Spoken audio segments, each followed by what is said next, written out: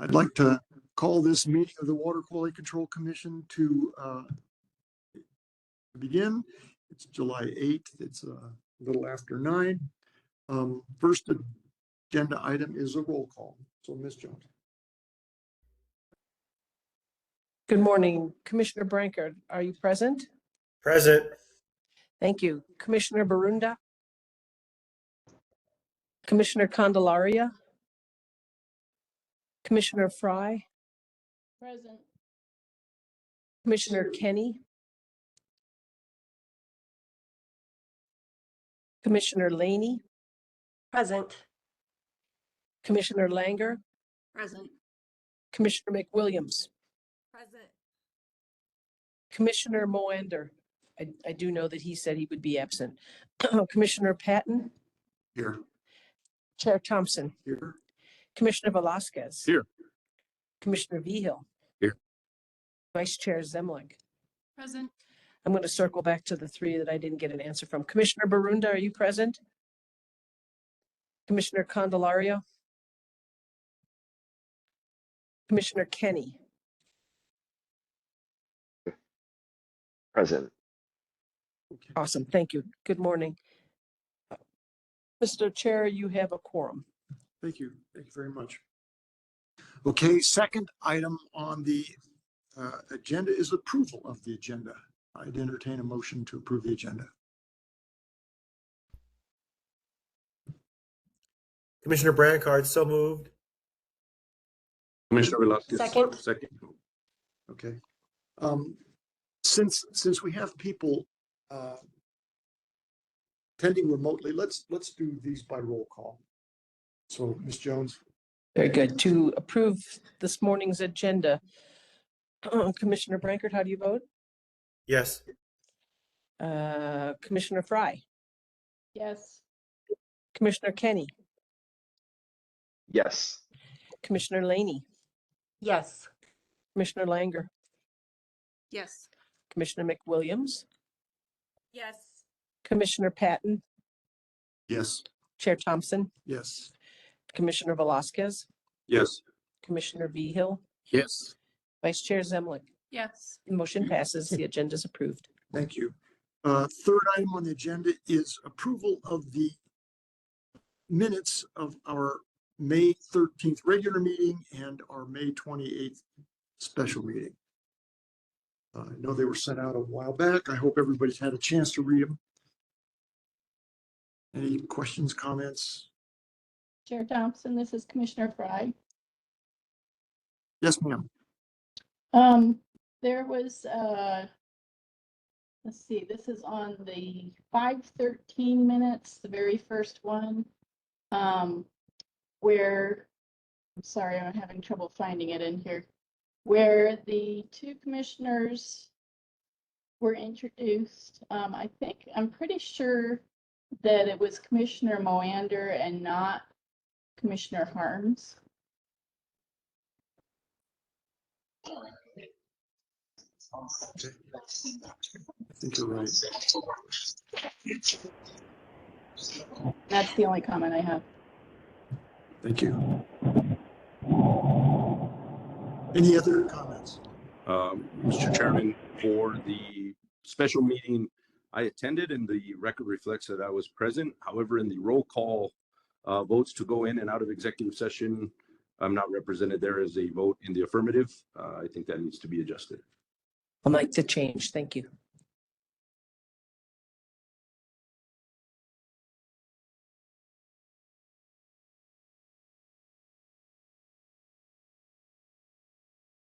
Okay. Chair Thompson, I have a question for you. Yes, ma'am. So are you wanting us to be reviewing all 3 of the minutes before us or just the first one? Let's do them in sequence, Okay. just to be careful.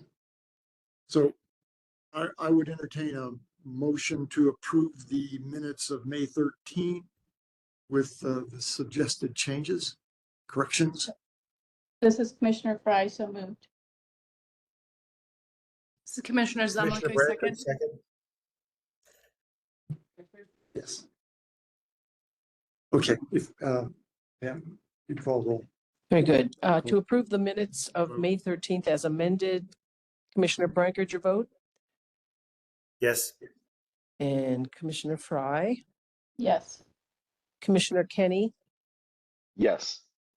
Commissioner Laney, Yes. Commissioner Langer, Yes. Commissioner McWilliams, Yes. Commissioner Patton, Mr. Chair, I'm going to abstain as I was not present. Chair Thompson, Yes. Commissioner Velasquez, Mr. Chairman, I too will abstain. I was not present.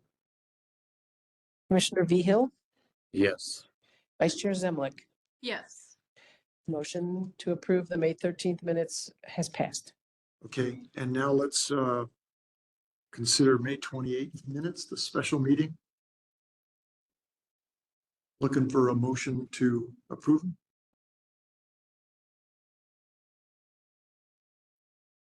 This is Commissioner Vehil.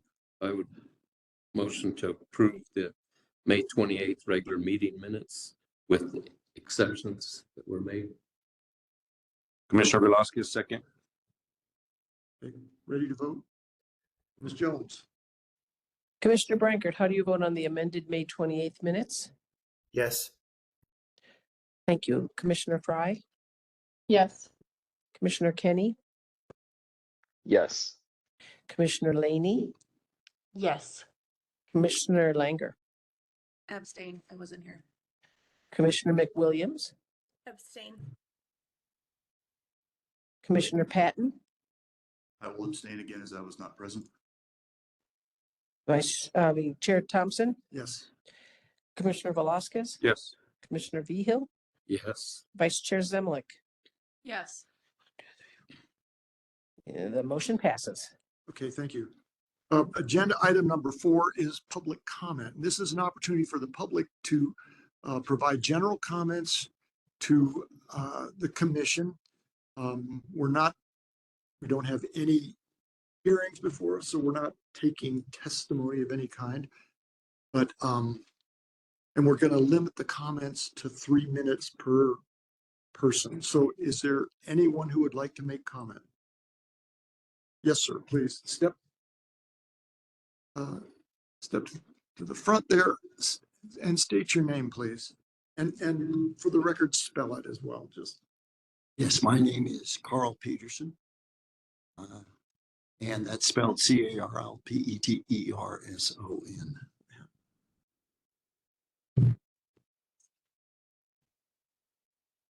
May I begin? Please, thank you. Members of the commission, my name is Carl Peterson, and I am a member of Indivisible Albuquerque. I'd like to thank you for this opportunity to provide public comment.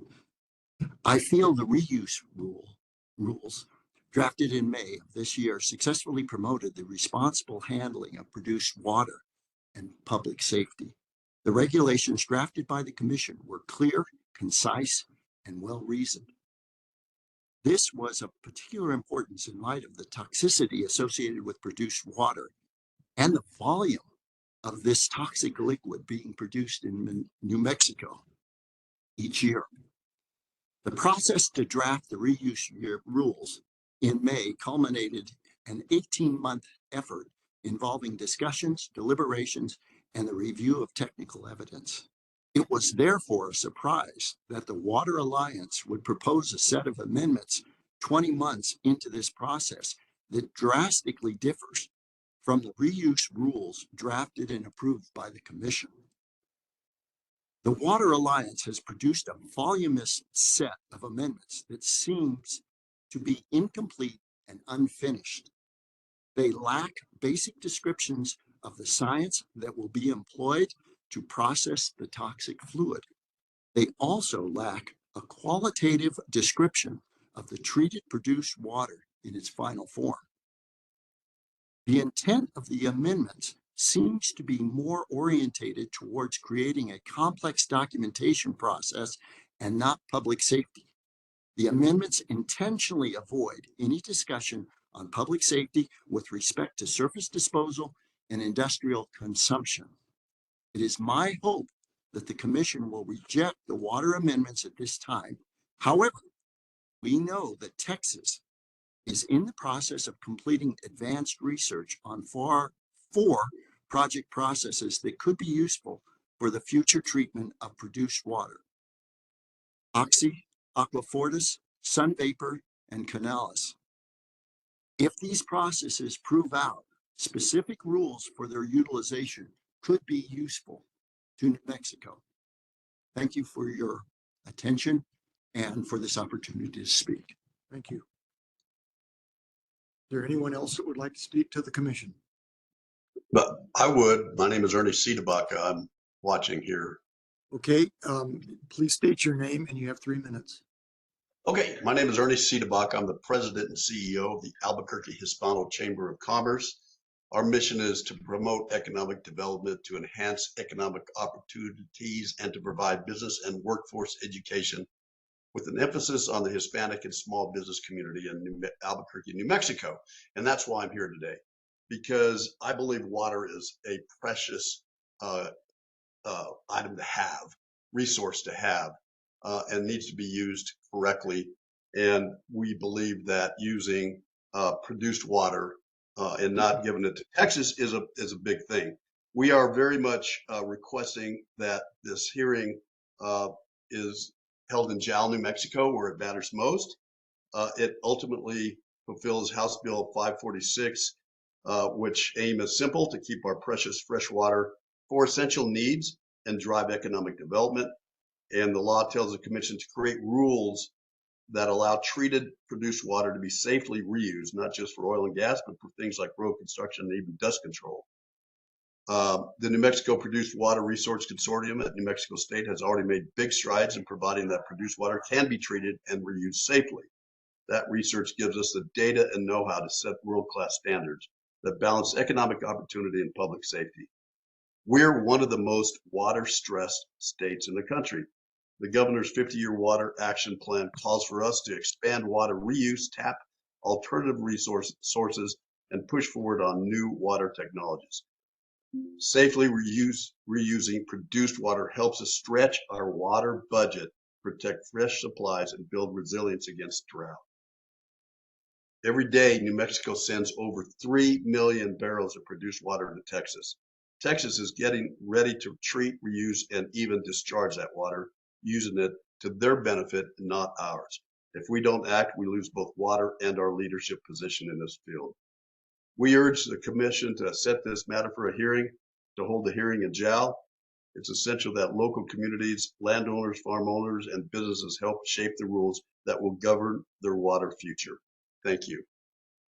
Thank you. Mr. Cedabaka, could you spell your name, please? I forgot to ask. Oh, yeah, that's good. Well, there's C and there's apostrophe, D-E, capital B-A-C-A, but I never use the apostrophe anymore because it messes up things with computers. Okay, thank you very much. Thanks. I have a request from Mr. Stephen Aldridge. Are you present? Yes, I am. Please, you spell your name and you have 3 minutes. Stephenaldridge. Thank you. Go ahead.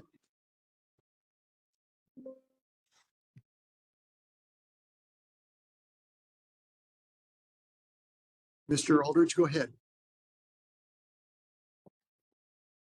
Yes, sir. Excuse me. I have a little difficulty here. I am the mayor in Jow, and I would very much like to see this commission come to Jow. We are in the epicenter of the oil and gas down here. I have visited 3 different sites where they're taking produced water and cleaning it up. So I've seen the science and technology and what it can make available. We have spent the last 7 years securing our potable water supply. When we look at trying to diversify the economy down here, water is the priority on that list.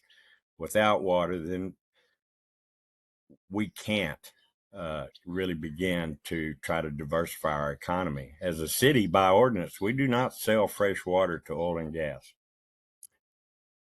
We have done everything possible to try to secure our own supply, and would very much like to see you folks come down to JOW and let us show you what's going on. And we would ask you to revisit your position and build standards and rules so that we in this state, and especially this corner of the state, might have the opportunity to see if this is a viable proposition.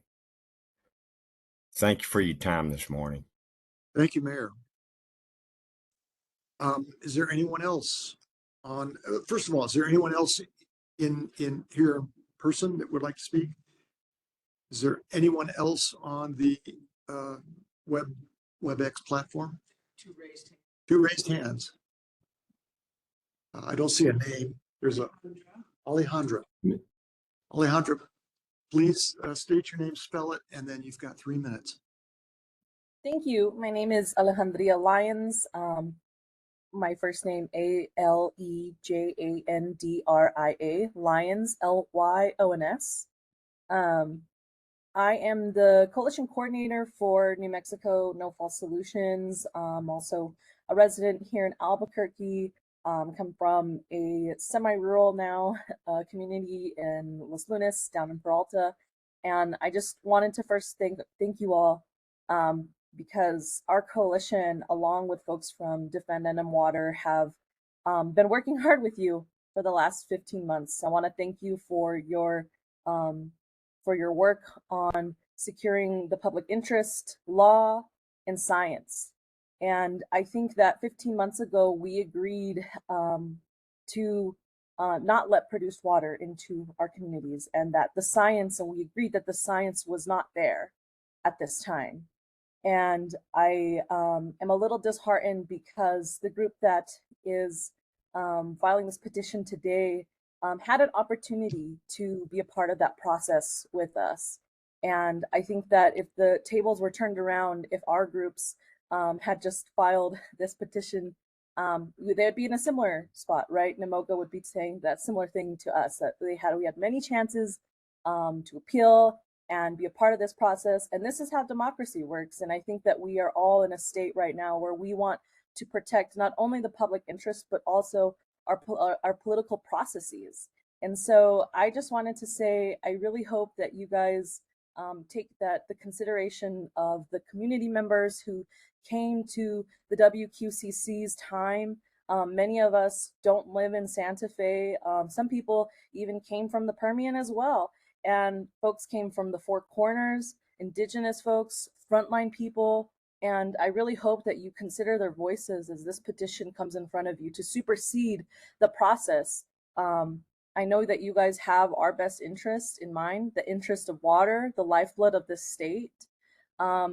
Every single year, I mean, we're getting our water curtailed, and the science just shows that we cannot use produced water in the way that NMOGA wants us to. And so I just wanted to say my piece.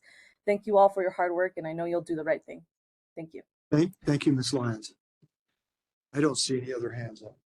John D'Antonio. Oh, Mr. D'Antonio, welcome, and please spell your name. Thank you, Mr. Chairman and members of the commission. My name is John D'Antonio. Last name is D'Antonio, former state engineer for New Mexico under 3 different governors, also NMED secretary for a short time under Governor Johnson, and currently the president of New Mexico Desalination Association. I urge and I won't repeat what Mr. Cidabaca said or the mayor of JAL. I just falling in the same line as both of those. We really need a hearing so that the latest advancements in treatment and data flowing from the various and numerous projects can be shown to the commission to make that fair decision and let the areas that really need this water, this treated produced water, have some viable opportunities for fit for purpose uses. And there's definitely a fit for purpose use for cleaning up this water in different areas, especially in the JAL area in New Mexico. And I think it's appropriate to have the hearing down in JAL, New Mexico, based on that. So, Mr. Chairman, thank you for the time, and appreciate the commission's indulgence. Thank you. Okay, thank you very much. See any others? Okay, one last chance. Anybody else wants to speak? All right, thank you. And I think most of the folks are aware that if we do have a hearing, there will be plenty of opportunity for public comment, both in person and via the WebEx. So let's move on. Next is a review of the Clean Water State Revolving Fund interest rate. And I assume someone from NMED is going to present this.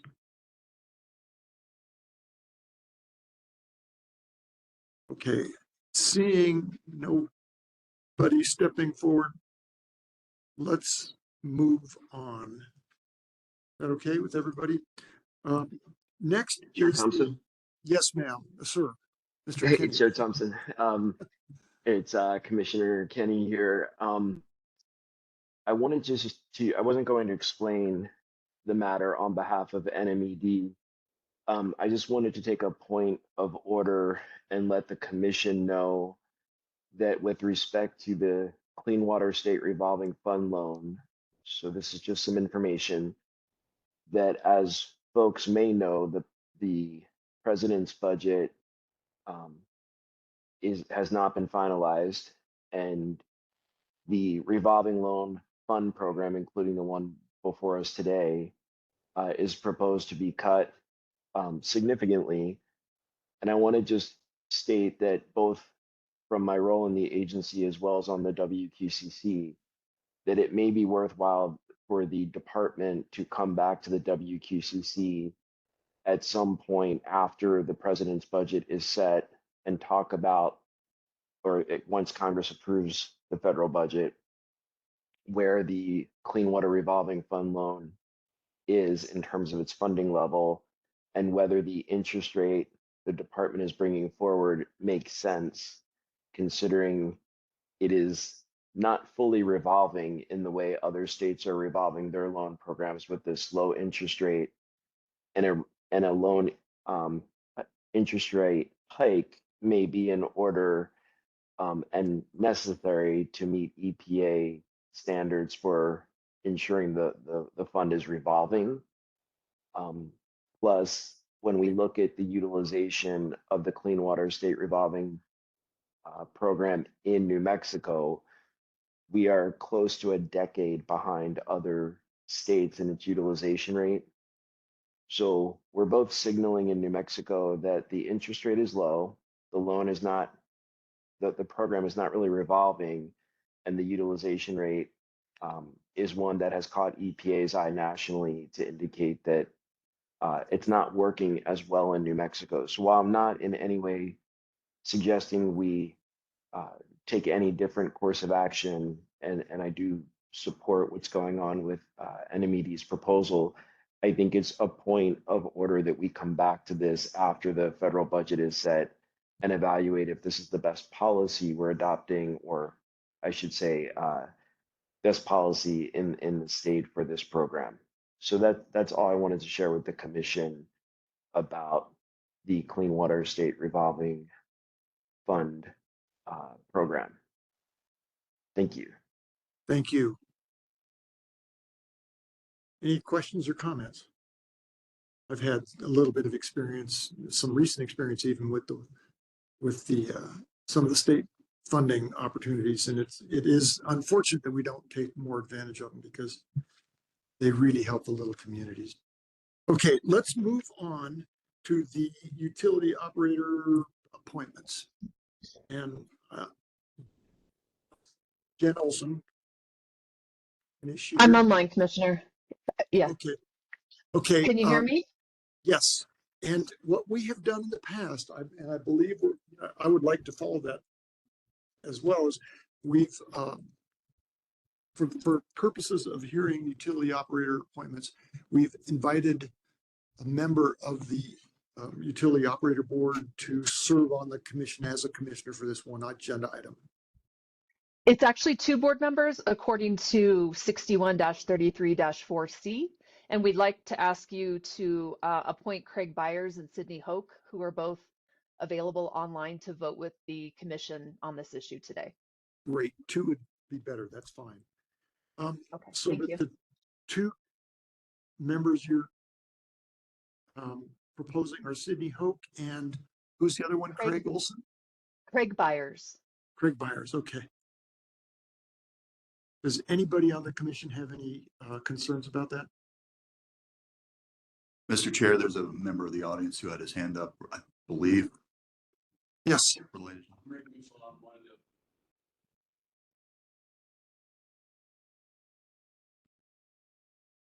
Okay, thank you. Thank you. Okay, so Ms. Olson. Yes, Commissioner, thank you. We're here before you today to request the appointment of 3 members to the Utility Operators Certification Advisory Board. I have with me Veronica Serrano, who's the coordinator with NMED, with the New Mexico Environment Department, for this purpose.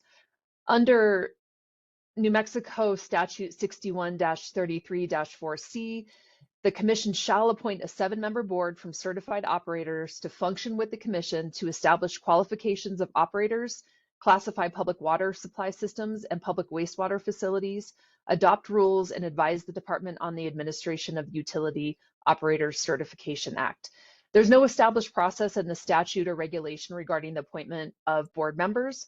The practice has been to appear before the Commission, as we're doing here today, and seek approval of the nominees. We've done this at least since I've been here for the last couple of years, and notice to the public about this process was given through the publicly available agenda that was produced by the Commission. Please note that 2 of the members that we're asking you to appoint today are already current members of the board and have already been approved to prior terms. They are Ivan Abel and Kathy Eisen, who I believe are both available online.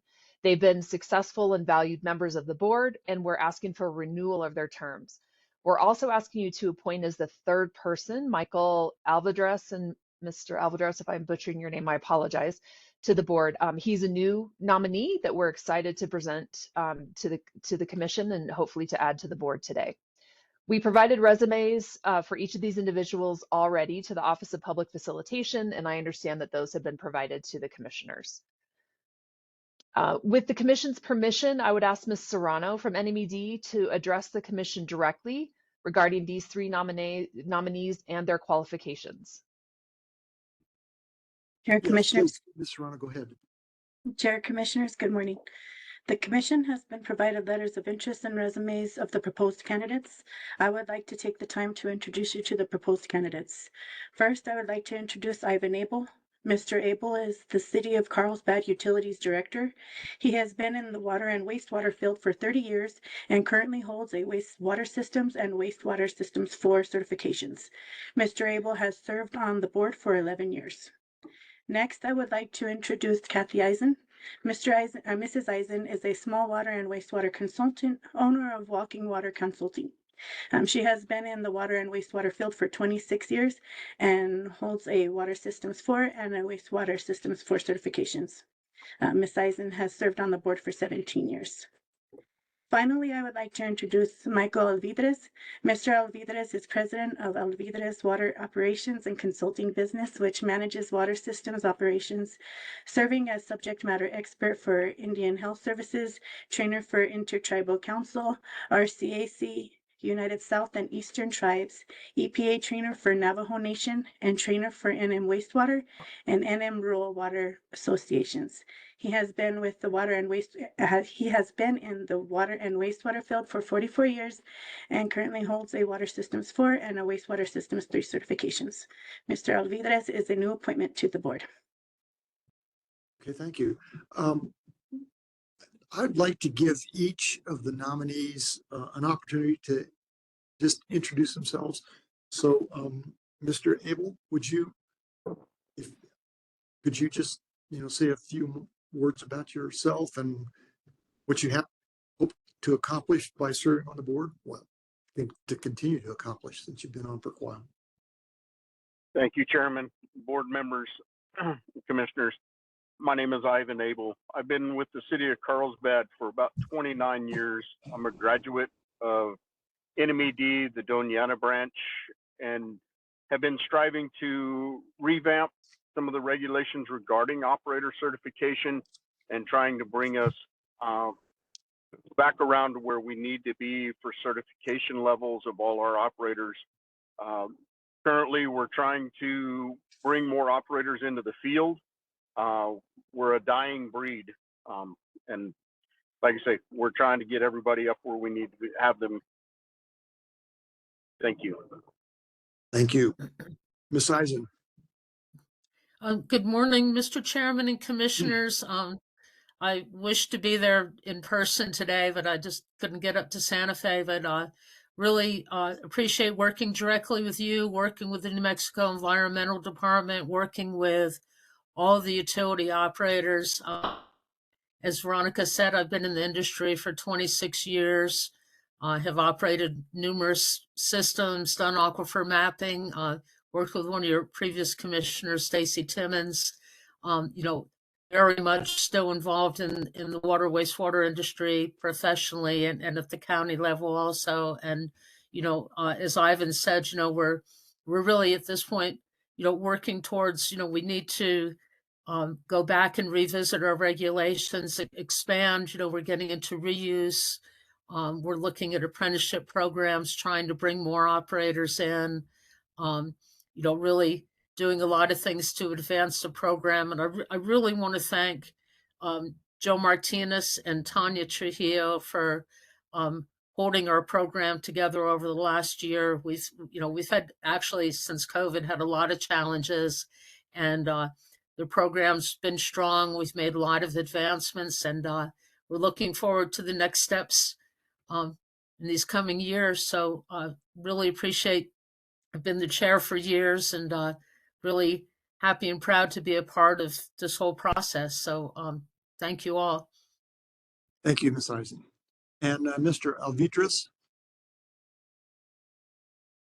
And I apologize if I misstated your name.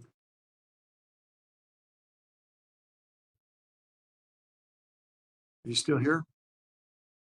Okay, well, so we've got 3 nominees for the certification board. I would entertain a motion to approve their appointment. This is Commissioner Kenny, and I would make that motion. All 3, Commissioner, at once. Thank you.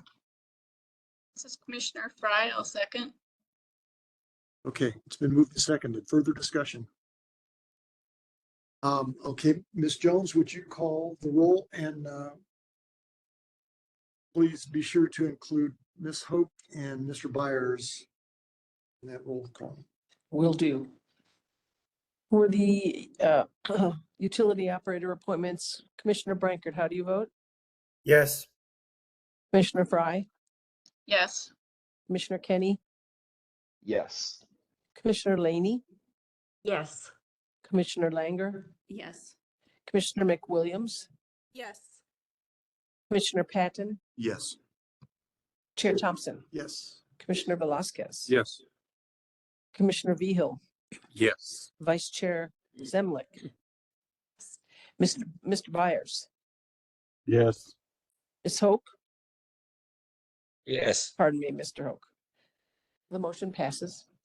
Okay, thank you. And again, I work pretty closely with water and wastewater operators, and I appreciate the work that you do, and I recognize your accomplishments, and thank you for your willingness to serve on this board.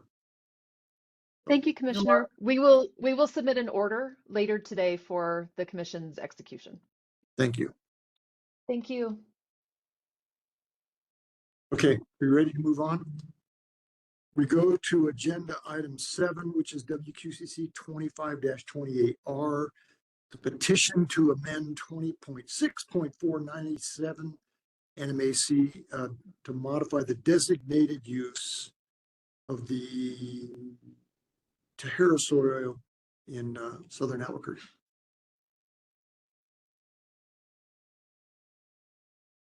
And you guys are going to talk to that one? This is okay, great. Thank you. Please state your name and let us know. Thank you. Mr. Chair, members of the commission, good morning. My name is Dal Mullenberg. I'm an attorney at Gallagher and Kennedy Law Firm here in Santa Fe. And with me is Serafina Saluja, my associate. We're here to present this petition and request that the commission set a hearing. As you indicated, Mr. Chair, the petition is to amend the surface water quality standards rules to designate Tijeras Arroyo as an ephemeral water. That proposal is based upon a use attainability analysis. That analysis in a report is attached to the petition, but that's based on a plan approved by the Environment Department per federal and state rules. The report itself has been reviewed by the Environment Department, and we've addressed their comments. So I would also add that our client, National Technology and Engineering Solutions of Sandia, or NTESS, conducted public outreach regarding this proposal.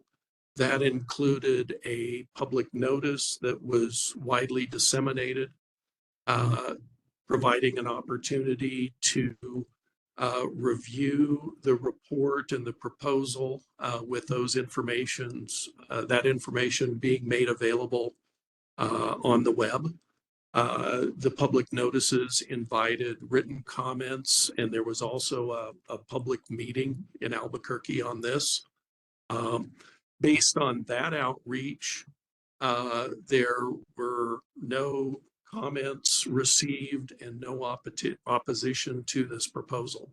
So at this point, we're anticipating a hearing of maybe 2 to 3 hours where we would present the results of the UAA and the proposal and discuss the process that led up to it. I say to 2 to 3 hours, that may be conservatively long, but that's what we're anticipating here. We also anticipate that the department will support the proposal as well. So with that, we'll stand for questions, and we would ask that the commission set a hearing probably at one of your regular meetings. Okay, thank you. Question? Comments? Ms. Jones, have you talked to Ms. Orth about her willingness to serve? I have, and she is willing. Her comment was perhaps it could be, in addition, could be with one of the commissioners. Yeah. Since it's possibly a 2 to 3 hour, no opposition at this point. Okay. So. And I believe she's on the platform if you'd like to talk to her.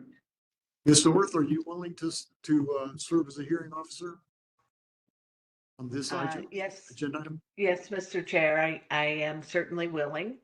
Also happy in the event a commissioner would like to conduct the hearing to provide a script or other assistance. Okay, thank you. This sounds pretty straightforward to me. I'm looking for a motion to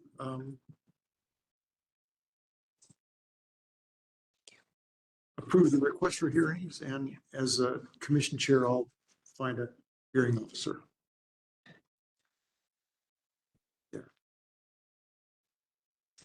This is Commissioner Zemlich. I move to schedule a hearing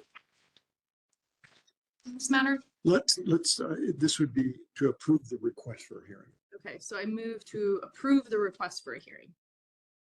Thanks. Commissioner Klinger, second. And to add that Felicia Orth be the hearing officer. That would be okay. I think that's offered as a friendly amendment. Would you accept that? Yes, I accept that. Okay. This Commissioner Vehil, and I would second the motion. Okay. We ready to vote? Okay, Ms. Jones. I wanted to just let the record show that Commissioner Barunda is present. Yes, thank you. Commissioner Brankert, how do you vote on the petition? Yes. Thank you. Commissioner Fry, Yes. Commissioner Kenny, Yes. Commissioner Laney, Yes. Commissioner Langer, Yes. Commissioner McWilliams, Yes. Commissioner Patton, Yes. Chair Thompson, Yes. Commissioner Velasquez, Yes. Commissioner Vehil, Yes. Vice Chair Zemlik. Yes. Motion passes. Okay, thank you, and thank you. Thank you, Mr. Chair. Thank you, members. Okay, we'll move on to agenda item number 8, which is similar. This is WQCC 25-34R in the matter of proposed amendments to 20.6.8 NMAC, supplemental requirements for reuse of treated produce water. It's a request for a hearing. It looks like it's going to be Mr. Thayer and Ms. Bradfield.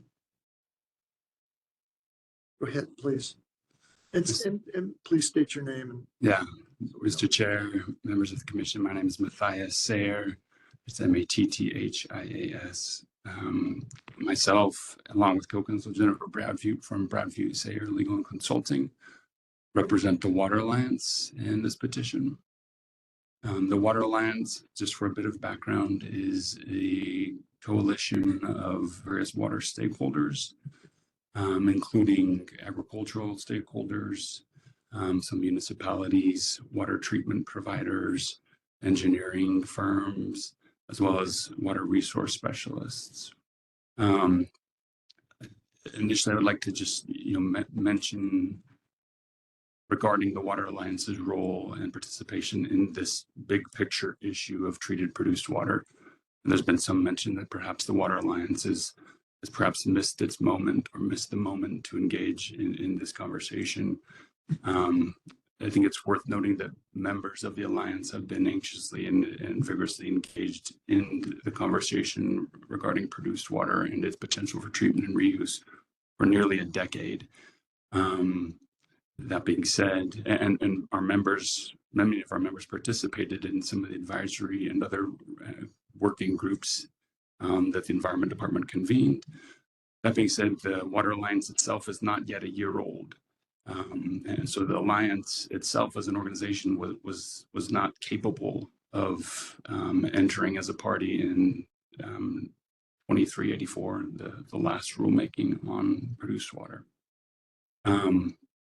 And I think I'd also like to share just a little bit about some background on the rule that's proposed in the petition. The Alliance convened a group of a few more than a dozen technical experts around 9 months ago. And over the past 9 months has been working with that group of experts, including experts from some of the leading academic institutions in the state of New Mexico, Colorado, experts in Texas, so from around the region who are some of the most recognized experts in the field. Working closely with them over probably 2 to 3 dozen separate meetings where we worked to develop a rule that was built on the latest science and data and technical expertise in this field. What you see in the rule that's proposed in the petition is a permitting framework. It's a science-based permitting structure for non-potable uses of treated produced water. It includes robust water quality monitoring and testing obligations. There are permit-specific effluent and control limitations.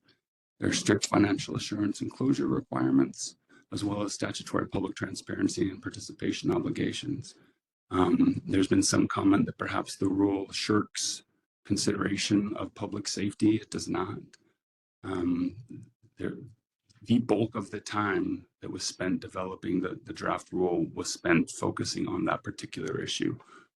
As you'll see in an appendix in the draft rule that includes a list of nearly 400 different analytes. And so there's been robust consideration of public safety. And that is essentially the concept around which the rule was developed.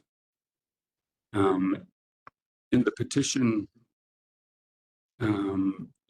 there are no legal impediments to the commission hearing the petition, to setting the petition for hearing. We complied with all of the necessary administrative requirements for filing a petition. As the commission very well knows, statute allows any person the right to file a written petition to the commission to amend or appeal or repeal rules.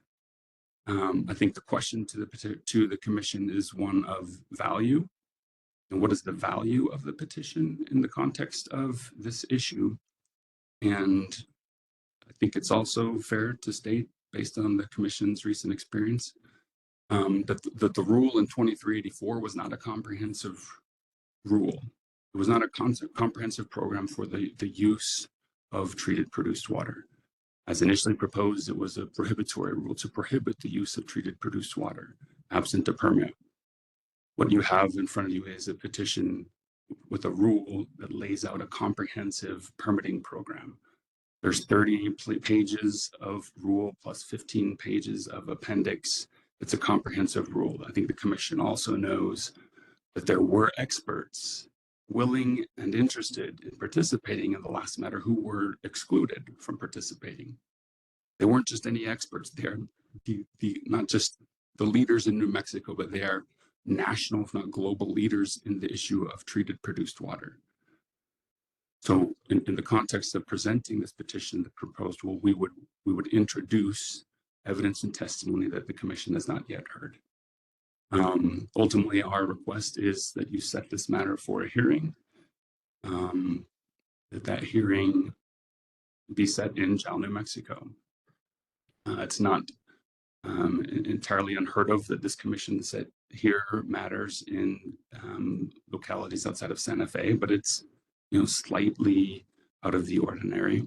That being said, I think you're also aware the statute allows the commission to set a matter for public hearing in the community when the proposal is not an issue of statewide application. The rule as proposed is limited in scope to 13 New Mexico counties. Those 13 counties are the 11 counties in which produced water was generated in the last decade, and 2 counties in which some of the leading research institutions exist in Otero and Doña Ana County. I think it's also worth noting, however, of those 11 counties that generate produced water, over 90% of that produced water comes from Lee and Eddy County, with Lee County leading the way at over 50%. And so the request is that we set this hearing in the community most impacted by the issue. As the Mayor Aldridge noted, there is no community more impacted than the city of Jal. To summarize and to conclude here, thought leaders in the state, particularly the governor, laid out in her 50-year water action plan some of the things that we need to do to preserve our water future. One of those things is to explore some of these non-traditional water resources. The petition in front of you proposes just that. Furthermore, the petition is consistent with some of the Commission's statutory obligations to establish comprehensive water quality regulatory programs. And with that, we'll stand for questions. Thank you, Mr. Sayer. Questions from commissioners? Commissioner Brankard. Thank you, Mr. Chair. I thank you for indulging me because I need to leave the meeting in a short while. My question, I guess I have 2 questions from Mr. Sayer, who I will admit on the record is a former co-employee and former boss of mine. And so the first question is, what is the position of the Environment Department on this proposal? Ms. Chair Thompson, Commissioner Brankard, First note, I don't think, while we were colleagues, I don't think, and maybe on paper, I was in a supervisory position. I don't think anyone could ever presume to be Mr. Brancard's boss. But Commissioner Brancard, we have had conversations, multiple conversations with staff from the Environment Department, and sought, varying degrees of feedback on the rule as we were working through the drafting process. That being said, it's my understanding that they have not yet entered an appearance, and so I'm not sure I'm at liberty to speak on behalf of the department whether or not what their position is on the matter. Okay. That's odd considering your rule gives a huge amount of responsibility to the Environment Department to implement this rule. But I guess my real question is, given that a few weeks ago, the rule we just passed was finally published in the New Mexico Register, is now on appeal in the Court of Appeals. We went through 18 months of rulemaking, and I know, having worked with you, Mr. Sayer, that you have a sly sense of humor. So my question is, are you serious?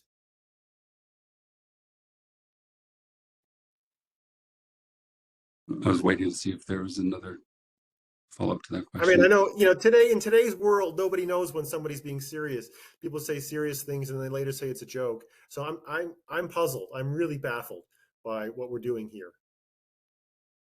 Yeah, Chair Thompson, Commissioner Brancard, we're very serious. The amount of time and investment that we've put into this petition, just at the water lines, let alone the stakeholders involved in advancing the scientific and technical expertise on this, is very serious.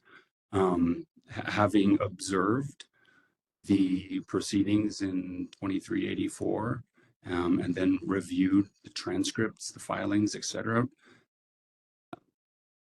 Without, in all respect, one of my questions is, did the commission take it serious? Because just to reiterate, some of the most advanced, the most recognized experts on treated produced water were not allowed to participate in the proceeding. So the question could equally be asked, well, 2384 was a step. The commission acknowledged in some of their initial, or the department acknowledged in some of their initial filings, that this was an iterative process, and that the prohibitory rule was a step, but additional steps would be necessary. And I don't think anyone in the department anticipated that 2384 would take almost 2 years to complete, but it did.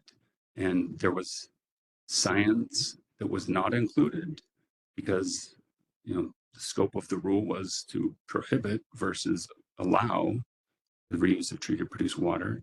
A comprehensive permitting program was never proposed, so it's hard to imagine why all of the science supporting such a rule would be brought to bear when the rule wasn't proposed. But second, just to emphasize, the experts did not participate in the hearing, and so the record did not include all of the science, the data, the technical evidence that is available and that we will bring in support of our petition. I think my co-counsel has a response as well. Yes, thank you, Mr. Sayer. Thank you, Chair and Commissioner Brancard. The case that was prepared by the Environment Department was prepared in 2023 and early 2024. The Environment Department put on their case in chief in May of 2024. Following putting on its case in chief, the State of the Science Symposium was hosted between the New Mexico Produced Water Consortium and the Environment Department. And then the Environment Department itself put together a comprehensive feasibility report using outside contractors. There were also several pilot projects going on within the state. Many of those are published on NMED's website. Most of the data that was presented at the State of the Science conference in 2024, and from those pilot projects, and even some of the results from NMED's feasibility report, were not in the record because NMED had closed its case in chief in May. All of that happened after May. Now there is a robust amount of data and science that has resulted from the completion of those pilot projects. It is a lot of that science and data that took place in the past year and a half. Many of those projects were underway in early 2024 without the data and results complete yet. Well, now we have that data. Now we have that science. Now we have a number of academic institutions that are ready to present their case. And that is what we spent time compiling. And so the question I really think is does New Mexico want to use this water? We heard earlier in public comment that Texas is ready. Texas this year invested $1 billion per year for 20 years to capitalize on treated produced water projects. Texas will take the water. It will not compensate New Mexico for the water. The water can be safely treated for certain uses and purposes, and the state of New Mexico will get no credit. The question is, does New Mexico want to move forward and hear the data and science that's available today? I think that answer should be yes. I think that as New Mexicans, we should take this seriously because it matters to communities like the community of Jal. It matters to Leonetti County. We have numerous letters of support that were entered into the record from members of the New Mexico legislature. And so we are very serious. I think this is a serious public question. And Chair Thompson and Commissioner Brankard, just to conclude on that issue, in all due respect, yes, your question makes sense, right? At a high level, it's easy to look at what occurred in 2384 and say, here we are a few minutes later doing the same thing. I think our position is that we're not doing the same thing in the brief amount of, the small amount of evidence that Mr. Hightower, the former director of the New Mexico Produced Water Research Consortium, was able to introduce in 2384.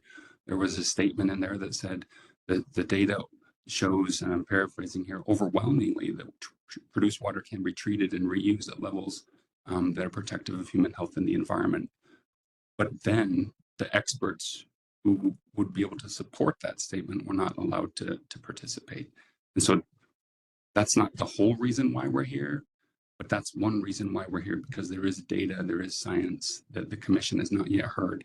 And as my co-counsel articulated, if we don't figure this out, if we don't look at the science and data and take a real hard look at it, then we will just be sending more water to Texas, and they'll use it. Thank you. Mr. Chair, I don't have any further questions. I would just say before I sign off that really, I think the commission should be paying attention to what Commissioner Kenny has to say about this. The commission at the last legislative session was given a whole long list of rulemakings that we have to do in the near future. Okay, on surface water, et cetera. We're behind schedule in the triennial review. If we take this on, this will become our life for the next 2 years. So I think the commission needs to look seriously, not just at why are we doing this, but what has the impact it has on our own agenda going forward. So thank you. Thank you, Commissioner Brankard. Commissioner Zemlich. Hello, Commissioner Zemlich. And I may be forgetting, but you keep repeating that multiple experts were excluded. In my recollection, there was one expert who was not able to testify. Is what you're proposing is that we rehear this matter given the one expert who was not able to testify? Chair Thompson, Commissioner Zemlich, yes and no. No, we're not proposing that you rehear the rule that was proposed by the Environment Department to allow the testimony of one expert. There are, as Ms. Bradfew mentioned, there was various pieces and of data, various scientific reports and studies that were not made available that were not introduced to the record in 2384.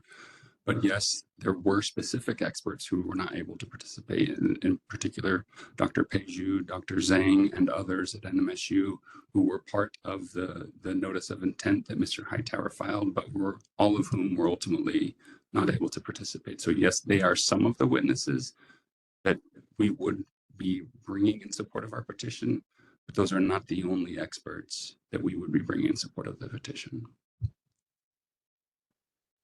Chair, Commissioner, just to add to that, I think the bigger emphasis here is the amount of data that has developed since 2023. It is robust. I cannot emphasize that enough. There have been about 9 to 10 pilot projects that have finished where the data is being analyzed. There are human cell studies that are wrapping up with data. There are soil sample studies. There's growth from plant studies. And there's a number of new academics and laboratories that have geared up in other states. And so there is a robust scientific case to be heard.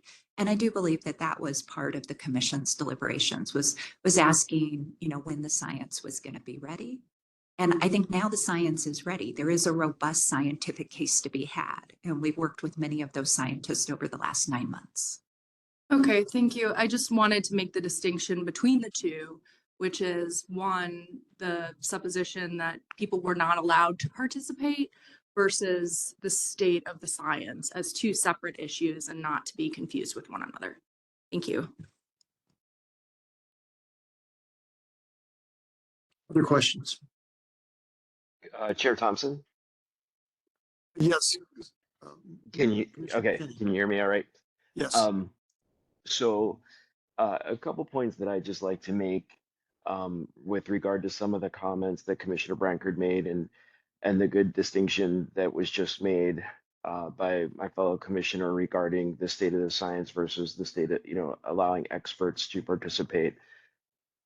So I think a few things. With the 50-year water action plan, the WQCC will be in a state of perpetual rulemaking for a period of time, but I don't think that's distinct and apart from the function of the WQCC.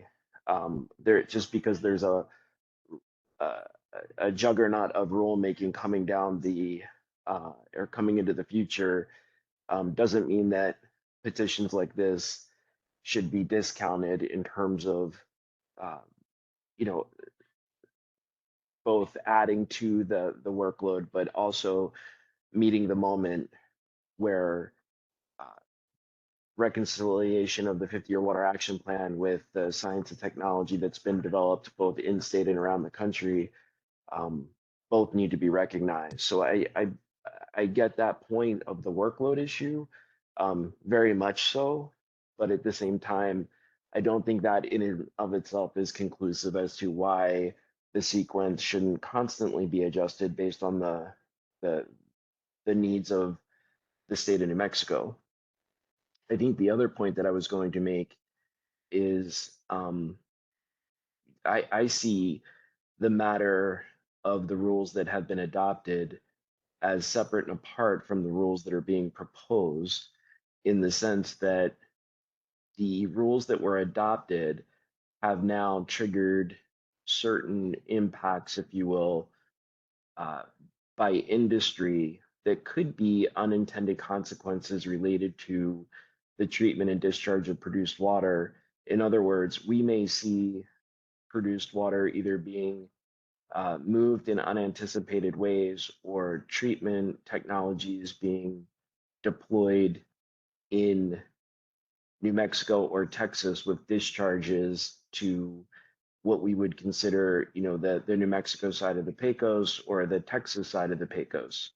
So there's some discussions going on with the department that are unintended consequences, if you will, or things that we would not have seen as a commission moving forward related to the practicality of the implementation of those rules. I don't mean to be cryptic, but we don't have any, I don't mean to be cryptic other than to say that there are discussions happening that would probably be, cause many of the commissioners say, that's interesting, that's not what we meant. So I think there are always those sort of unintended consequences. And I think a petition like this is worth hearing, not being pre-decisional on the outcome, but I think to not move forward or be in a steady state of rulemaking, to not focus on the science and technology that is being developed, and to think that the regulatory landscape will be static for the next 5 years while the rule implements, I think are all misnomers that we should recognize exist, and I'm in favor of setting a hearing for this petition, but not being predecisional to its outcome. And maybe to get to the last point that I will make, that Commissioner Branker brought up first, with what is the department's position. The department has more rules that it could implement across all media, or more rules to create across all media. And the department's actively working on the sequencing of those rules. So having a significant workload in front of the department is not a different day today than it was yesterday. So I just wanted to offer those comments, and I will leave it there. And if people have questions for me, happy to answer them. Thank you. Thank you, Commissioner. Further comments? Someone has requested an opportunity to speak. We had public comment at the beginning of the meeting. And again, we're not talking about the rule today. We're talking about whether or not to set a hearing. Commissioner. Chair. Go ahead, Commissioner Fry. I wanted to follow up on Commissioner Kenny's comments. What if there were to be a hearing in JAL in October? Would we be hearing from NMED at that hearing, or are we still waiting on that?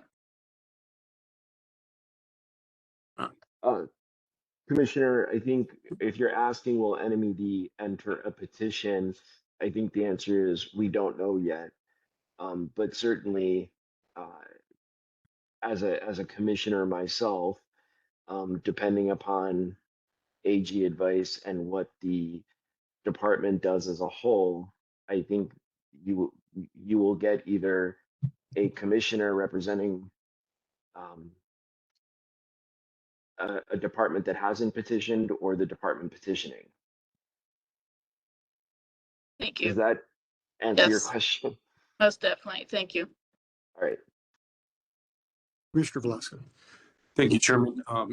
In discussion about the locale, from my perspective, in the way we do business, having state offices, state parks, and regional offices across the state of New Mexico, found in 23 or 33 counties, I think it's a practice of good government to take government to the people that are most affected. And so I would be in support when we get to that point to bring the WQCC to the areas that are most affected by this rulemaking.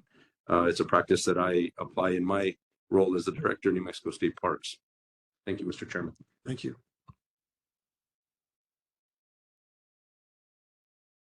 Mr. Berger. Yes, Chair. Thank you. I have a question for you. You guys keep emphasizing that the professionals were not allowed to participate, but my question is, was that due to some sort of legal problem, or were they just not invited? Mr. Chair and Mr. Commissioner, I believe it was due to the way that they tried to enter their appearance. So Mr. Hightower entered an appearance. I was not a party in the first case. The Water Alliance did not exist until October of 2024. And so it's a brand new entity. It didn't exist. It couldn't have entered an appearance in time. And so the petitioner here did not exist.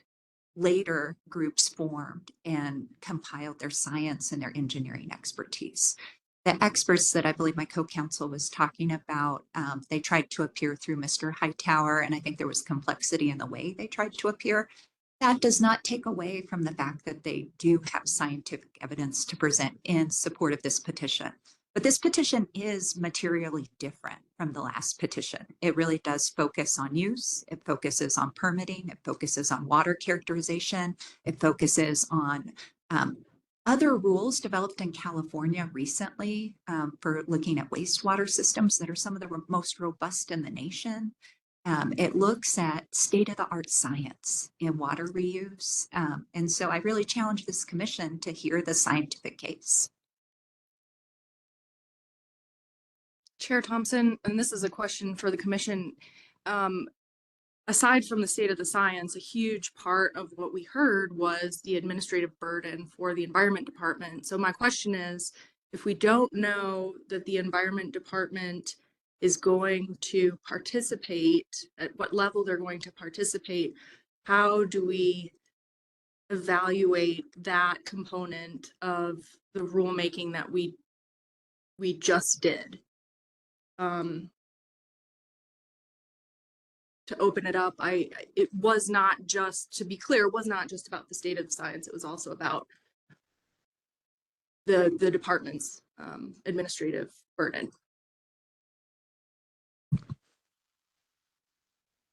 Chair Thompson, would you like me to respond to that? Yes, please. Thank you, Commissioner. Yeah, so I think the administrative burden placed on the department with either the adopted rule that stands or a future adopted rule is one for the department to take up with the legislature in terms of its budget request, and how the department then handles that internally, both from a staffing and administrative process is up to the department to do that. So, Commissioner, am I answering your question, or maybe you want to refine that question a little bit for me? Thank you, Commissioner Kenny, Chair Thompson. I am a little bit uncomfortable with the idea that the department may not participate in the hearing. That is my, and I think not knowing the position of the department, and I think you said, Commissioner Kenny, that either in your capacity as a commissioner or the department may participate. That uncertainty and the time investment of a hearing is, and not knowing whether the department, either the position of the department or whether or not they would participate, is, it was a component in our decision making, I believe, as a commission. So the uncertainty moving forward and scheduling a hearing is what I'm asking, and not budgetary. Internal is the unknown of the department based on what we have already heard over the last 15 months. Understood, Commissioner. I think what I'm trying to share with you is that there will be someone speaking on behalf of the resources or administrative burden, whether that is related to the implementation of the existing rule or in the context of hearing a proposal for a new rule. I think that uncertainty that's in your mind will be something that we address through the rulemaking, through a hearing process. Sorry, not a rulemaking process, but the hearing process. So I'm just not sure where the department is going to stand in terms of either entering a petition or not as of today. But I can assure you that the answer to your question will occur if this petition moves forward in a hearing or through that hearing process. Thank you, Commissioner. I just to reiterate, I'm concerned we may end up in the same place a year from now, which is we don't have the full amount of the information and we went through a whole rulemaking process, and can we do it again? And if I would say, just to add to that, these are significant amendments to the existing rule. If they were minor, I wouldn't have the trepidation that I do now. And to throw it out there, I, in my mind, October seems rather quick given the uncertainty. And I would advocate for a potentially longer timeline. So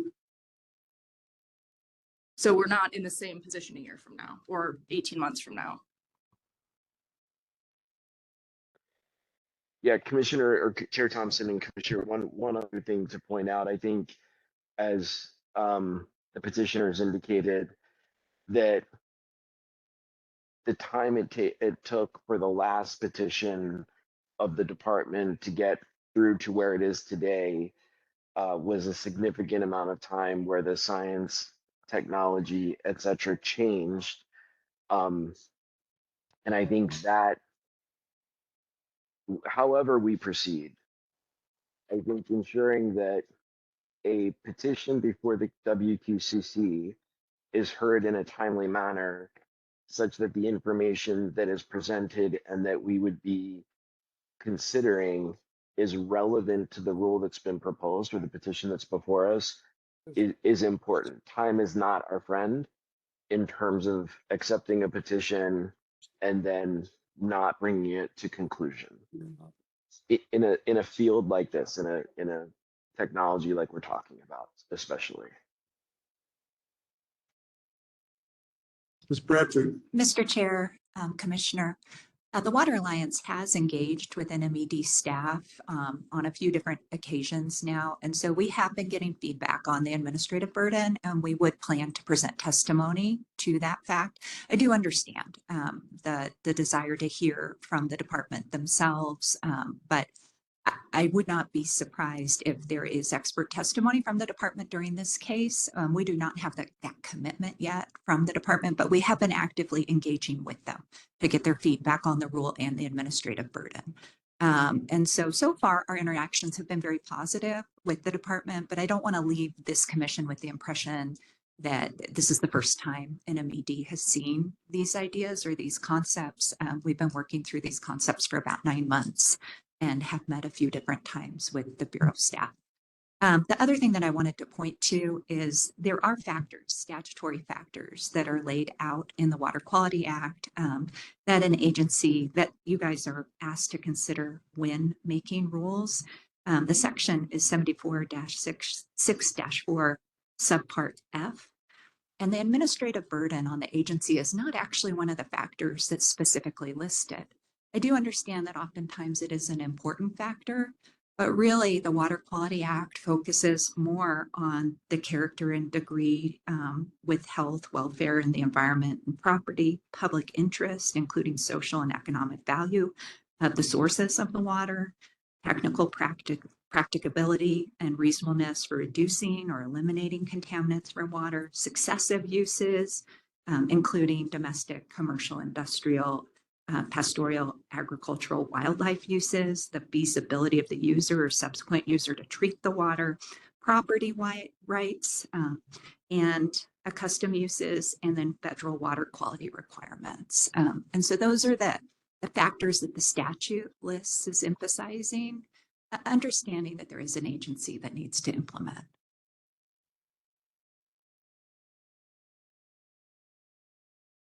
Further? Okay, it seems to me, yes. This is Commissioner Fry. Yes, please.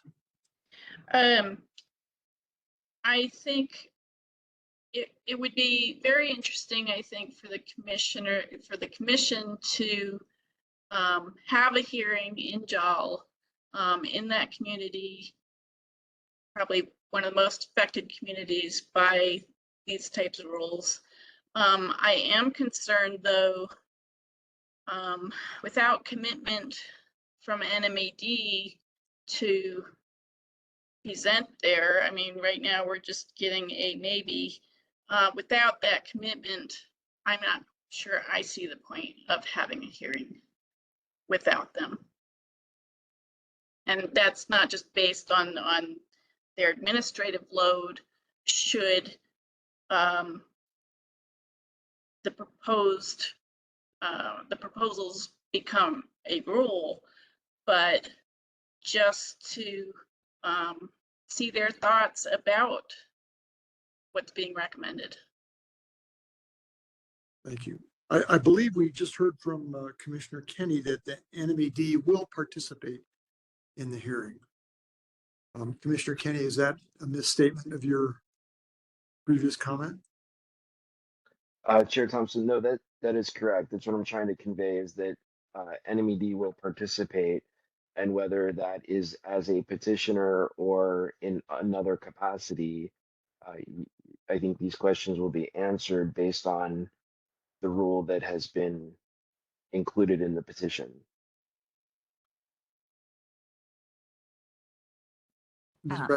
Mr. Chair, Commissioners, if I may clarify, I think any party to the case could have an expert witness come and testify for them without that expert witness's employer having to become a party to the case themselves. And so I do believe, just reading between the lines, not having conferred at all with Commissioner Kenny, that is potentially what he is insinuating, because the Water Alliance has been involved with the agency's staff and talking about them with the draft rule. Okay, it seems to me, I don't know how we want to approach this. We've got a request to hold hearings. Then if we approve that, then there's the question of who is, do we appoint a hearing officer today, and when do we hold it, and where do we hold it? I think those questions, when and where, is we can leave that up to the hearing officer. That's what we've done in the past. And so whether it's October, whether it's JAL or someplace else, I think that's a future decision. Do we have any anticipation of how long this hearing would last? Petition says 10 days. Okay, now I see people standing up. Do we want to hear from some of the other folks in the audience on this one?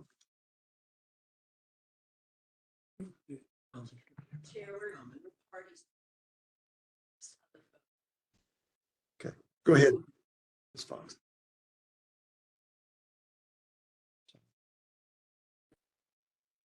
Okay. Yep.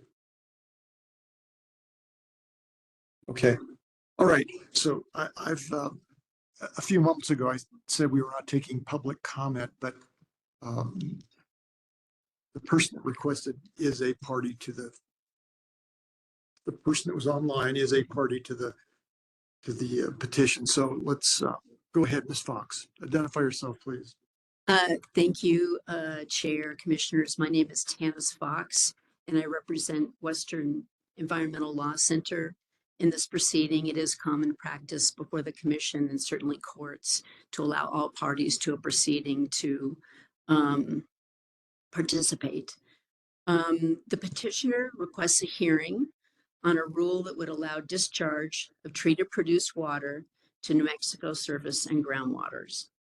While it's true that petitioner's proposed rule puts forth provisions not included in the Commission's current rule, central to the petition is that it would allow discharge of treated produced water to New Mexico's water resources. WELC opposes the request for hearing. The Commission's newly promulgated rule at 20.6.8 NMAC prohibiting discharge of treated and untreated produced water becomes effective in 4 days on July 12th. That rule is a culmination, as you all well know, of a complex and contentious 18-month process, a process that we have heard today that petitioners' principals and members knew about and chose not to participate in. I understand that the alliance was formed in September of 2024, and we identified that in our objection. However, their members and their and principals nonetheless knew about the proceeding and chose not to participate. Nonetheless, after review of thousands of pages of evidence and a 2-week hearing, this commission found that based on the current science, discharge of treated produced water is not protective of human health and the environment and does not meet this commission's water quality standards.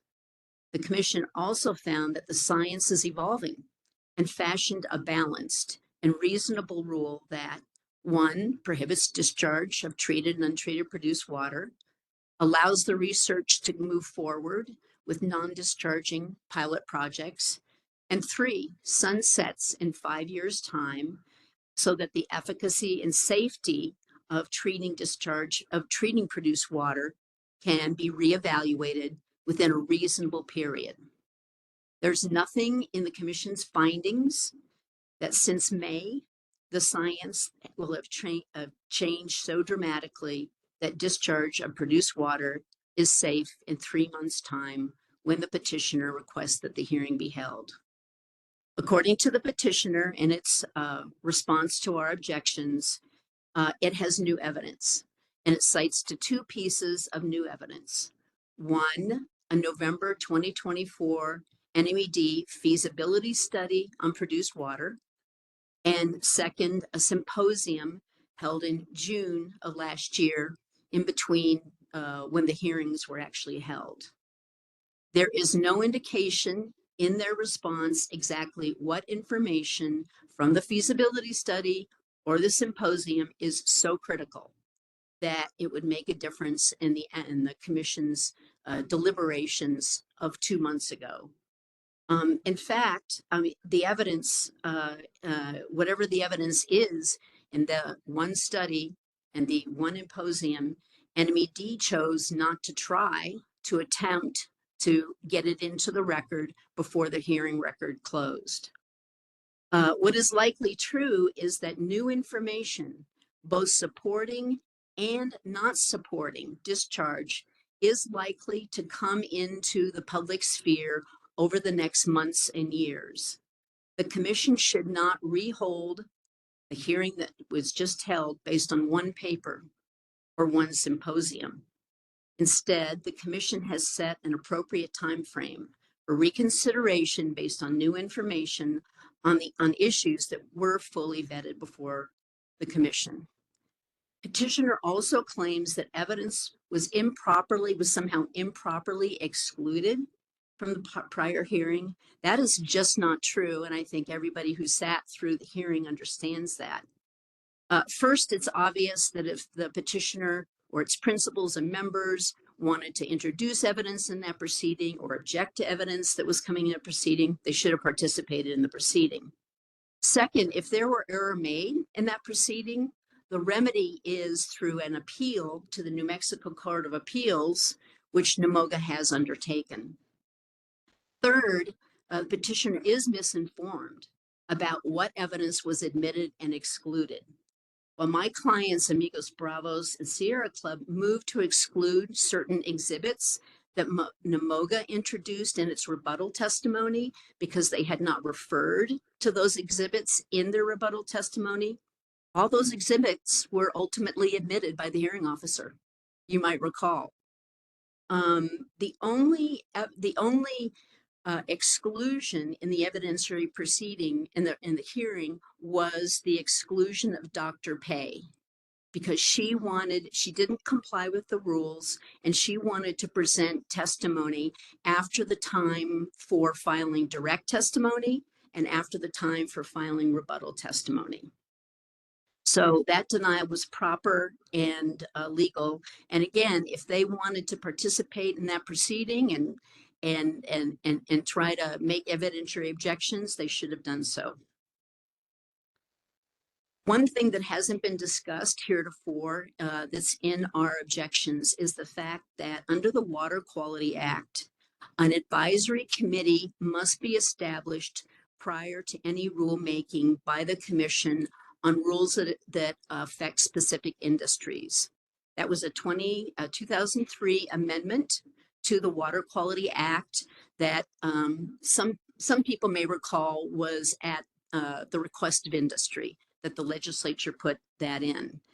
The Water Quality Act states that the constituent agency shall establish an advisory committee composed of persons with knowledge and expertise particular to the industry category and other interested stakeholders to advise the constituent agencies on appropriate rules to be proposed for adoption by the Commission.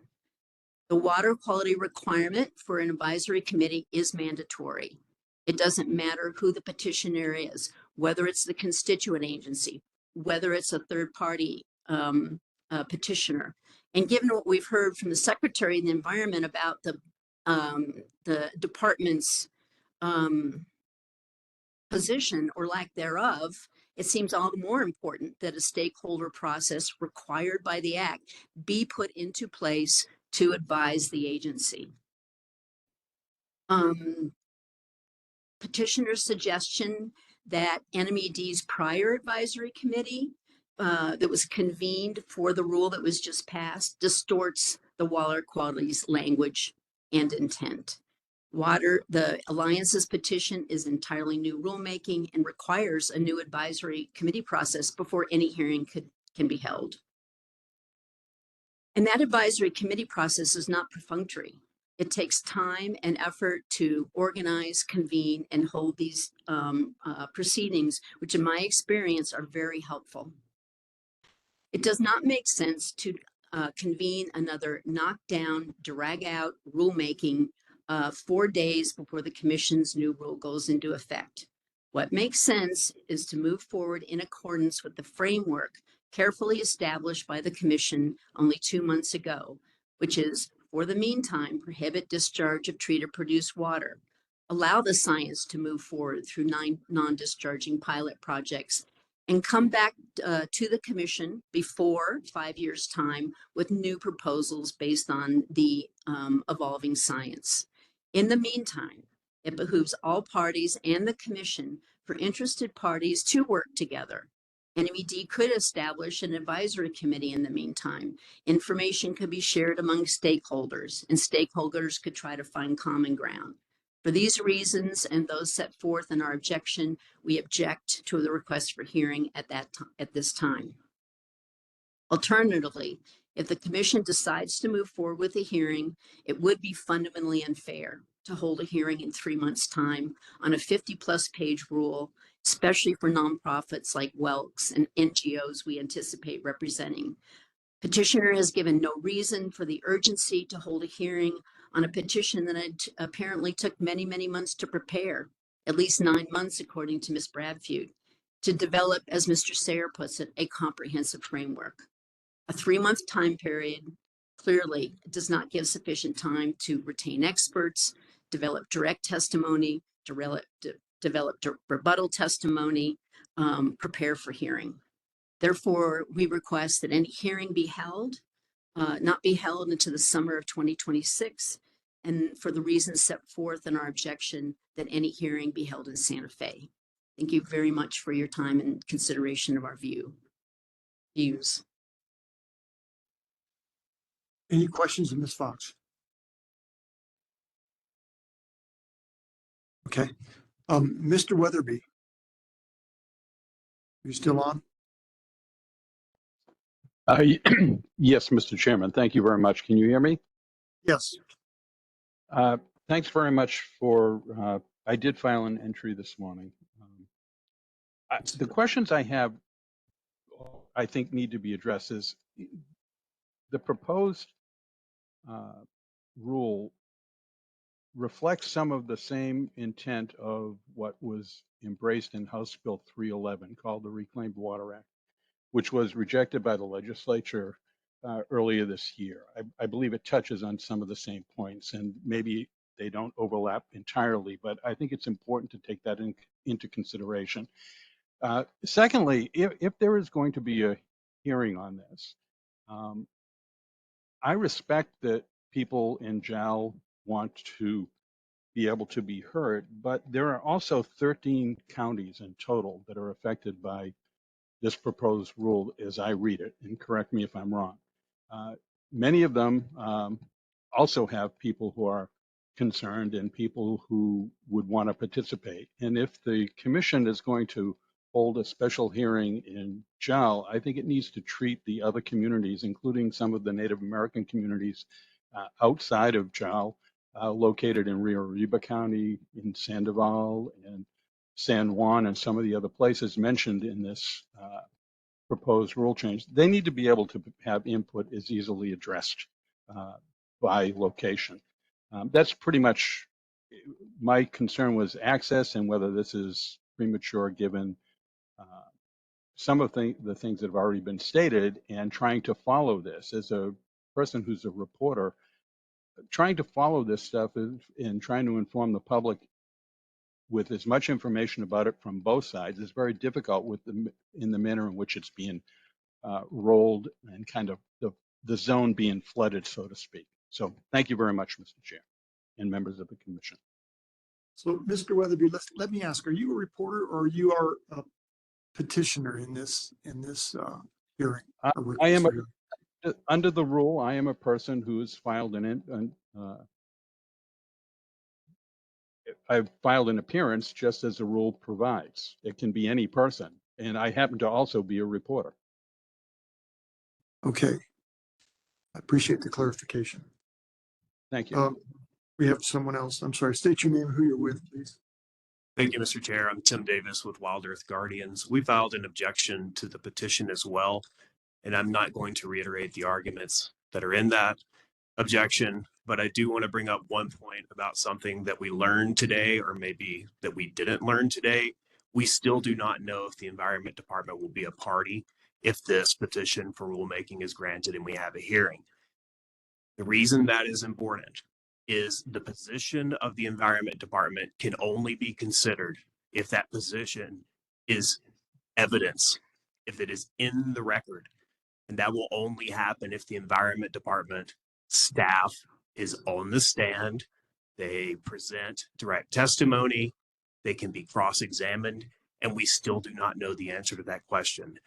So I would urge you, for all the reasons in our objection, not to grant this petition for rulemaking, but additionally, because we need the Environment Department to put its position in the record.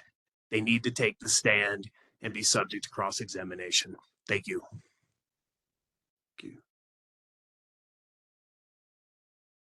Okay, please state your name and who you're with, please. My name is Colin Cox, COLINCOX. I'm with the Center for Biological Diversity. Good morning, Chair Thompson and Commissioners. Thank you for the opportunity to respond to this petition this morning. We submitted a joint opposition to this, along with New Energy Economy, Wild Earth Guardians, and the individuals Mario Potencio and Daniel So, all very active participants in the hearing in 2384 that took place over the last 18 months. This petition should be rejected because this very issue, the dangers of discharging and reusing toxic and radioactive oil and gas waste, was just settled by this commission. The commission spent the last year and a half reviewing a mountain of evidence, determined that the science is not there yet. Expert after expert testified to the fact that oil and gas wastewater has not been fully characterized, is not fully understood, that testing methodologies for 1,400 plus potential contaminants do not exist, and the treatment technologies haven't been adequately tested, especially at scale. I want to note that Mr. Sayer referred to the appendix of the rule that identifies roughly 400 contaminants, where at the hearing we had that just wrapped up, there are at least 1,400 potential contaminants in produced water. So it's just criminally incomplete. And the oil and gas industry was well represented at that hearing, and I want to make it clear that the Water Alliance is representing the interests of the oil and gas industry. The industry's own experts admitted that the science isn't there yet. They used phrases like almost there, not quite there. They asked the commission to allow discharge and reuse so that the state could issue permits if future science supports it. They asked the commission to take a chance on produced water. What Mr. Sayer refers to the small amount of evidence presented in 2384 was tens of thousands of pages of written testimony, hundreds of exhibits, over a dozen experts. No expert or party that applied or submitted their testimony before the deadlines was excluded. And we know Dr. Peishu requested to submit testimony well after the relevant deadlines and was excluded, but studies of Dr. Peishu's and of Dr. Zhang, who also Mr. Sayer mentioned, are in the record. Those were presented and discussed at length by experts.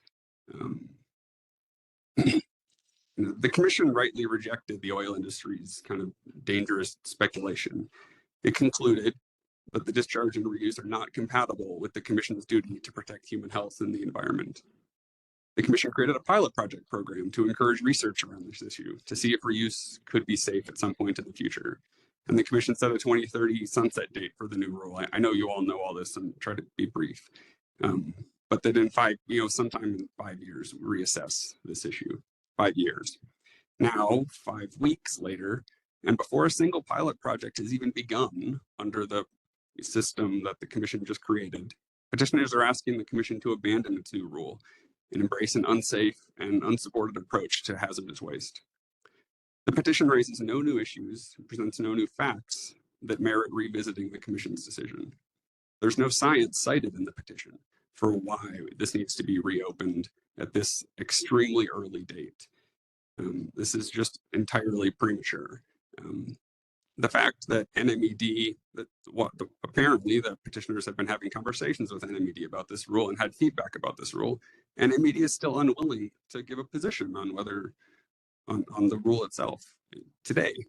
I think that's really important. This is not ripe. These conversations that have been happening haven't gotten far enough for NMED to even take a position to say whether they're going to show up at the hearing as a party. So kind of to wrap it up, the science still isn't here yet. 5 weeks later, that's not a surprise. The petition ignores the Commission's findings. It ignores the need for evidence and for science to protect public health and the environment. It ignores the research process this Commission just established to develop that science. And we urge the Commission to exercise its authority and reject this petition. Thank you.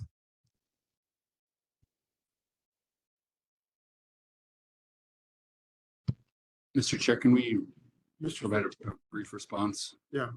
Thank you, Chair Thompson.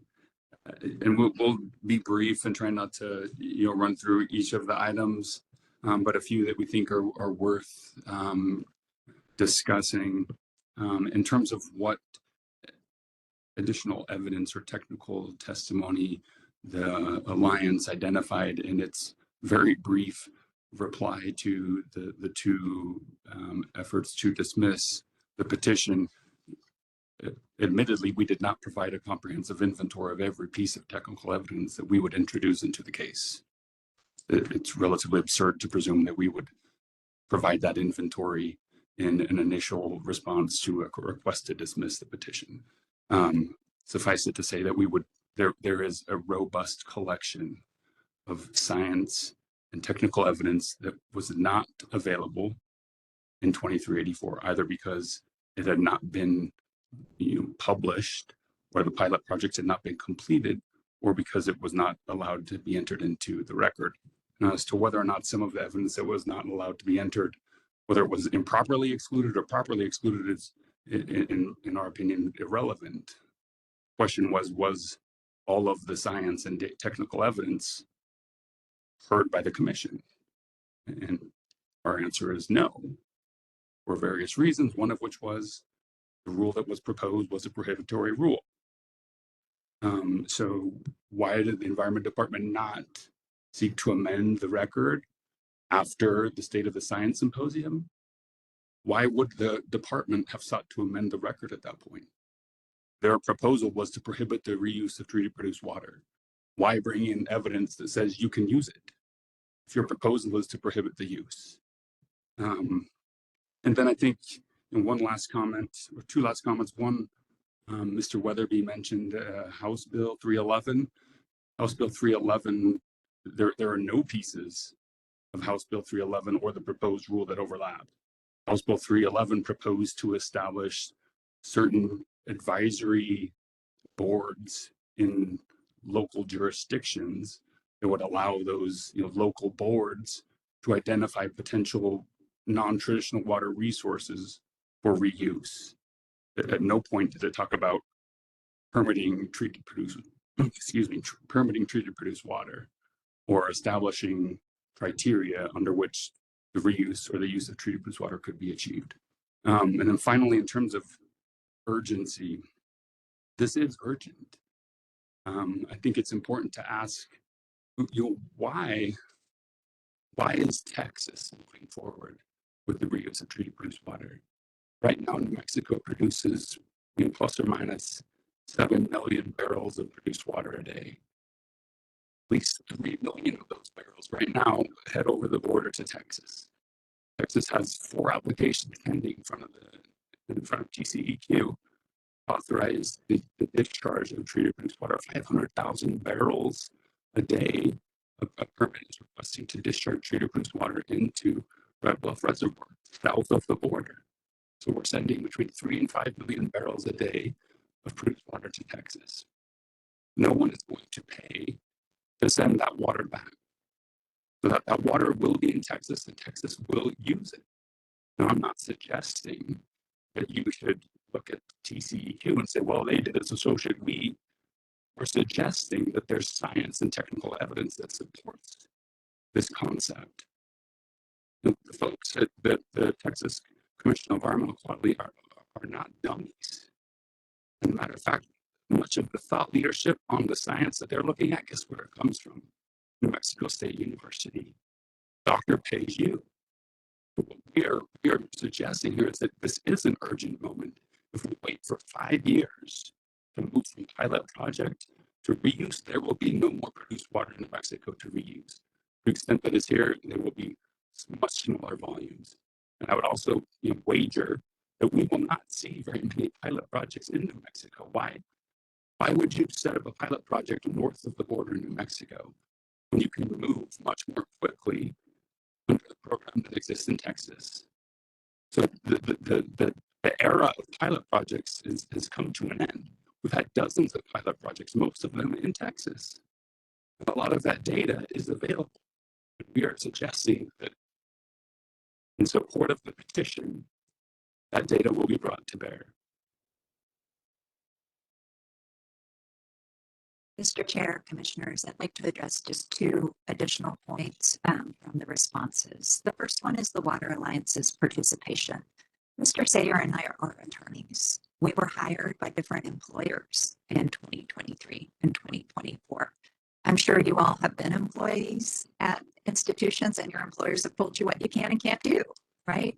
But when you change employers and you're hired by a different client with a different priority, your priorities shift, right? You get different marching orders. Nowhere in New Mexico case law can I think of a precedent where an attorney was barred from filing a petition or a case because it failed to represent a different client in a previous related matter.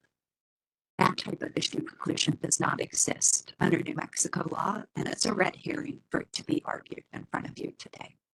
We represent an entirely new organization, an organization of entities that were so concerned about water reuse that they formed a trade association after hearing the lack of evidence presented in the first case. And I know there's a big debate about what that evidence will be, but it is robust. I will echo Mr. Sayer's point that most of the pilot projects are starting to conclude. And now you're going to see bigger scale pilot projects with discharging uses being permitted, which is in part why this commission was contemplating discharge at the end of the first hearing. That is the stage where treated produced water is at, and New Mexico is going to be left behind unless this commission wants to hear the new science.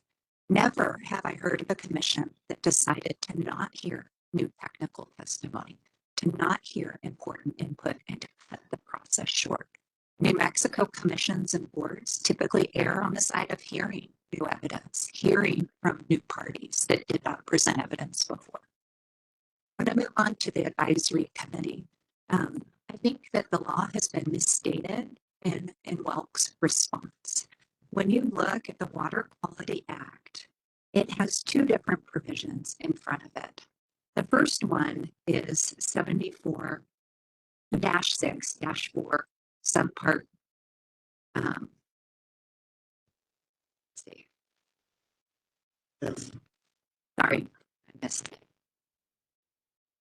Let's see. The first part is the part which authorizes third parties to file petitions. And I apologize, I just lost that. So, 6B.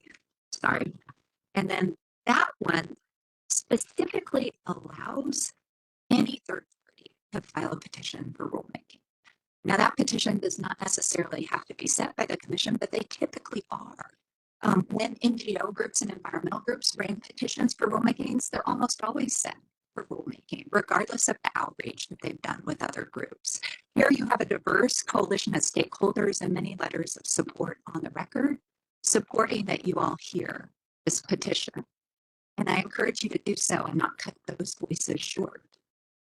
Later on in 74-6-4 Part L, there was a later amendment to the statute, which talks about when the commission can specify rules and measures taken related to specific industries.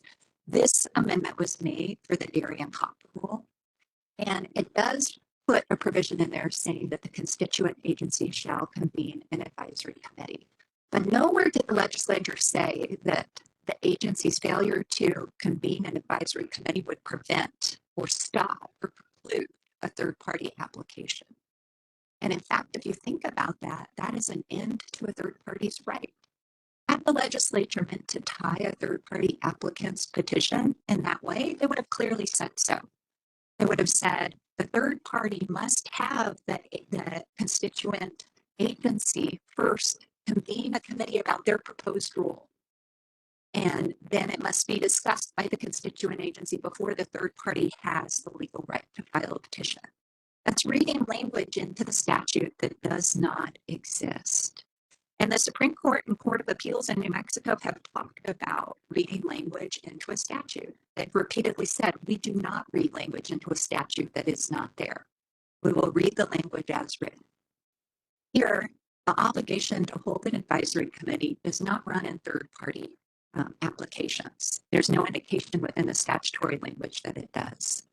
But even assuming that you wanted to read that requirement into the statute, here NMED did hold the Produced Water Advisory Committee in 2023. Several different parties advocated for broader rules, but there was a feeling that they first had committed to doing a prohibitory rule, which is what the NMED decided to proceed with.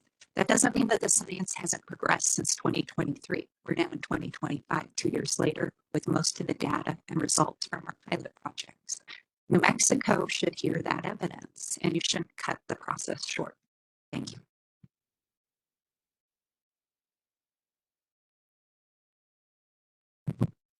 Okay. What's the pleasure of the commission? Chair Thompson, this is Commissioner Laney. Could we take a moment to see if we can get the audio issue corrected? It's very staticky or garbled. It's hearable, but a little bit difficult. Let's do this. Let's take a 15-minute break, and we'll reconvene, see if we can fix the audio. So we'll reconvene at 10 after 11. 15 minutes. Okay. Let's reconvene. I think, is there anything more that Water Alliance would like to state? Chair Thompson, I think we've used a lot of your time this morning, so I don't, no additional arguments other than to reiterate the ask is to set the petition for hearing in JAL. Okay, thank you. What's the commission's pleasure?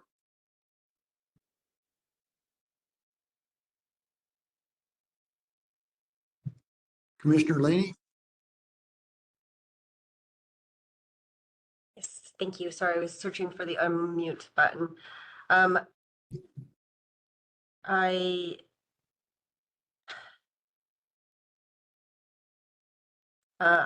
agree with Commissioner Kinney's comments in that I don't believe that the commission should be pre-decisional on the matter. So therefore, I move that we schedule the hearing to be determined. And I'm not quite sure how we go about selecting the hearing officer, so perhaps some guidance to be offered there. But I do move that we schedule the hearing for the supplemental requirements for the reuse of treated produced water. Okay. And Mr. Chair, Commissioner Kenny will second that motion. Okay. So I've had discussion before we act on this. I had discussion with council, It's my understanding, and correct me if I'm wrong, that this is a request for a hearing. And if it passes, then I, as commission chair, will appoint a hearing officer, and then the hearing officer will work with all the parties to actually do the schedule. So did I correctly capture that? That's correct, Commissioner. So I would suggest that the motion, hope this is okay. I would suggest that the motion just be that we grant a hearing on this matter, not that we Thank you. schedule it today. Yes, thank you, Commissioner Thompson, or Chair Thompson, I apologize. I would agree with that suggestion. I think that's what I was trying to get at. I just didn't know the process or what was necessary. I did not necessarily want to decide a location at this point in time, only that we go through the normal course of actions. Okay. And Commissioner Kenny, since you seconded, are you comfortable with that restatement of the motion? I am. Thank you, Chair. Okay. Yes, it looks like, is that Commissioner Fry? Yes. Chair Thompson, are we having some discussion on this before we vote? Yes. Okay. So I honestly would like to hear get more information about procedure, perhaps from council or from the hearing officer from our previous hearings. I guess I'm not quite understanding why we're having this hearing unless it were for rulemaking. And if this is for rulemaking, then I am wondering if this has gone through the process it needs to be considered as the future rule. I'm hoping that this request for hearing is not suggesting that we get rid of the rule that we just voted on. But I guess as it's been suggested, are we going to, anytime somebody wants to propose a rule, are we going to go through hearings like this? Or is there going to be some procedure that works with NMED to put this forward as a rule? Do you understand my question, Chair? Yes, well, I think so. Let me answer, and if any of the commissioners want to weigh in, they'd be most welcome. This is a request for a rulemaking. This is a proposed modification to 20.6.8. So the answer to your first question is yes. This is a request for a modification or amendment to the existing rule, the one that takes effect, we say 4 days from now. So yeah, and regarding whether or not others can propose rules to the commission, it is certainly allowed. We've had that happen fairly recently. In fact, today, the proposed reclassification of the Tejeros Arroyo was brought by a third party. It doesn't happen very often, but it is certainly allowed by the Water Quality Act. Okay, is there further discussion on the motion? You ready to vote? There was another question in what I was asking Chair Thompson, Commissioner Fry. Has this proposed rule then gone through the appropriate channels, or have we confirmed that? And the reason why I asked this and continue to push on this is the last rulemaking, we had the state NMED bring forward the rules that they were proposing. It went through rigorous hearings, as I understand it, before it ever got to the Water Quality Control Commission. Are we there? The rule hearing was before the Water Quality Control Commission. It was not reviewed by anybody else before us. And I think that's the same thing that we expect on this. Councilors, is that correct? The process is that we will hold a hearing and then we will take action. No one, yeah. Chair and Commissioner Fry, to my understanding, they followed the process in filing the petition for rulemaking. And I think if they hadn't, the parties who have objected to it would have raised it. Okay, thank you. Mr. Chair, just a point of clarification. We're not determining the month and date of the hearing, nor the location, just the scheduling of a hearing at some point in time by the chair. Correct. As I understand the motion, we are simply granting the parties' request for a hearing. We will appoint a hearing officer at a later date, and he will select the location and the schedule.